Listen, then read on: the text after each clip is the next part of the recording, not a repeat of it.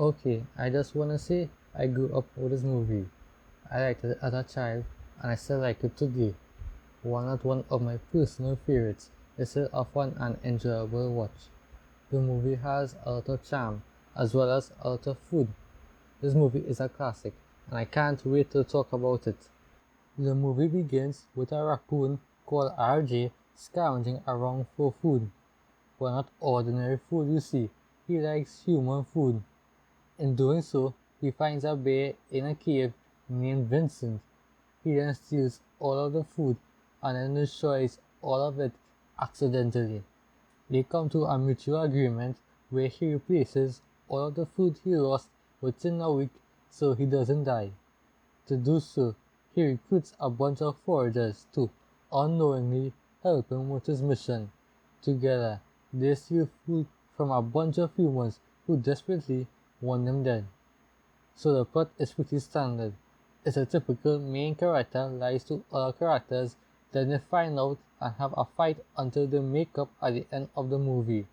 While I personally don't have a problem with storylines like these, I must say, it works really well here. It has a lot of things going for it.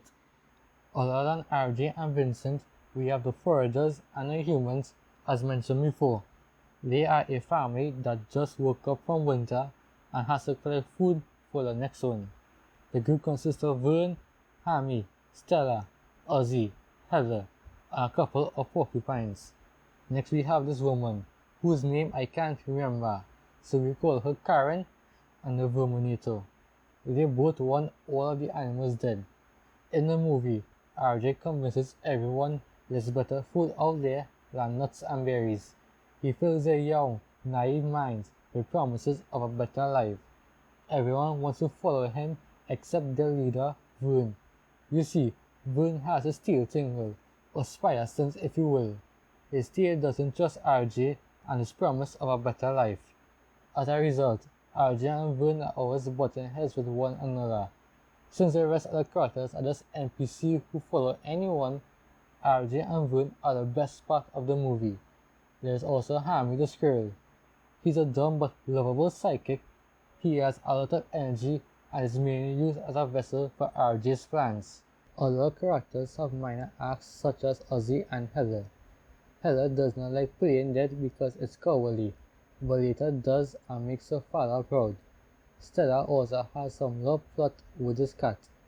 Both of these subplots do not really have any effect on the main plot whatsoever, but at least it gives them a purpose. The only ones who do nothing are the porcupines. Vincent is one of the main antagonists of the film. He cares for no one but himself and will do anything he wants to get what he wants. He makes a nice and scary villain. You also got Karen and the Verminator, who will stop at nothing to destroy each and every one of them. There is some deadly and illegal traps to our main characters. But back to the main duo. As mentioned before, RJ and Vern had conflicting ideologies, but with everyone else following RJ. Unfortunately for Vern, they have all been able to steal the food. In order to make peace with the humans, he tries to return the food to the humans, which lead to all of it being destroyed. At this point of the film, two things happen. You have Vern feeling sorry for his family as he let everyone down. He was the leader. He felt insecure of his place in the family due to RJ inclusion. He begins to regret his actions and try to be better for his family. On the other hand, RJ is upset that he lost all the food to pay back Vincent. He's upset that all his hard work was undone. His plan afterward was to betray everyone. While they both did wrong to the family of animals, both of their outlook was different. Vern is concerned about the well-being of his family and how being responsible of the food being destroyed affected it. RJ is concerned about the well-being of himself and how the food being destroyed affected it. While the blame is entirely on Vern for letting the food get away, a quick and simple apology fixes everything with his family. This is something that shocks RJ. He never had a family. He doesn't know what it's like to have one. He doesn't understand the relationship they have, but he knows it's something that he wants. After the apology, the gang gets together to raid the kitchen and steal food from inside the house. This results in them getting back everything, but only RJ escaping. The rest is captured and taken away. RJ gives Zinzin everything, who then congratulates him on a job well done. But seeing his friends, his family, be taken away made him sad. Considering he was doing this for selfish reasons in the first place, you would not expect him to care. What he does, he uses a wagon of food to jump on the van to save them. After escaping and everyone returning to the hedge, they face off against the three antagonists. This scene was absolutely a lot of fun to watch. The movie ends with all of the villains gone and RJ officially joining the family. Well, that's it for the story and characters. Let's move on to the visuals. The movie is pleasing to the eye. I like the designs of all the characters as well as the animation.